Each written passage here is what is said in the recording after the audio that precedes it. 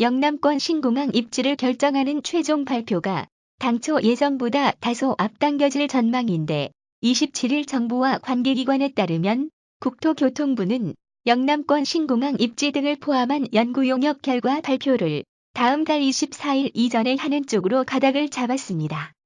연구 용역 수행기관인 파리공항공단 엔지니어링은 신공항 입지 선정 과업 지시서와 계약서 내용에 따라 용역을 착수한 날로부터 1년 이내에 국토부에 결과를 제출해야 합니다.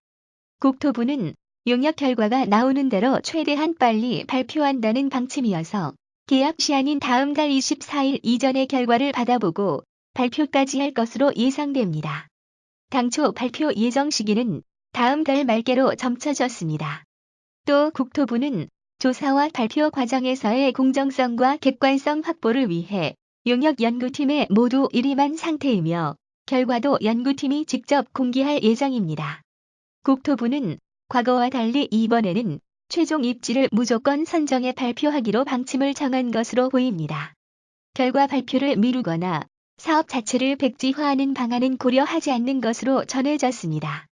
이런 가운데 후보지인 부산 가덕도와 경남 밀양을 지지하는 각 지방자치단체는 연구 용역을 맡은 국제 전문가들을 상대로 입지 장점을 내세우며 막판 유치전을 펴고 있습니다. 환경, 연계교통, 공항 개발 분야 등 전문가로 구성된 파리공항공단 엔지니어링은 25에서 27일 사흘간 서울 중구 힐튼 호텔에서 입지 선정을 위한 전문가 자문회의를 열어 막바지 심사 과정에 돌입했습니다. 지난 25일 가덕도에 신공항을 들이려는 부산시 추천 전문가 집단으로부터 지지 논리를 들었고 26일에는 밀양 신공항 유치를 주장하는 대구와 울산, 경북, 경남 측이 추천한 전문가들로부터 의견을 청취했습니다.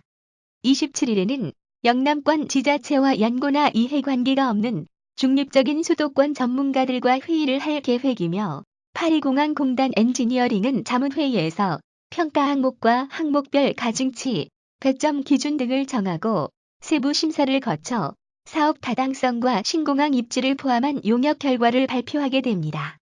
최종 입지가 결정되면 내년 기획재정부의 예비 타당성 조사와 2018년 기본계획 수립, 2019년 설계 작업 등을 거쳐 이르면 2020년 착공이 가능할 것으로 보입니다.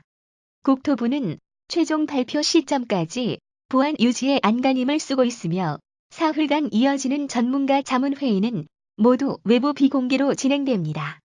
국토부는 각 지자체를 상대로 보안 각서까지 받은 것으로 알려졌습니다.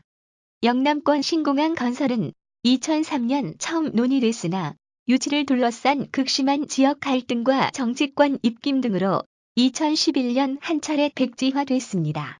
이후 국토부가 2014년 8월 김해공항의 용량 포화가 예상돼 대책이 필요하다고 발표하면서 제시동이 걸렸는데 5개 지자체 단체장은 과도한 유치 경쟁을 자제하고 국토부가 내놓는 용역 결과를 따르겠다고 약속했지만 결과 발표에 앞서 상대 후보지를 깎아내리고 서로 비난하는 일이 벌어지면서 지역 갈등이 재현하는 모습입니다.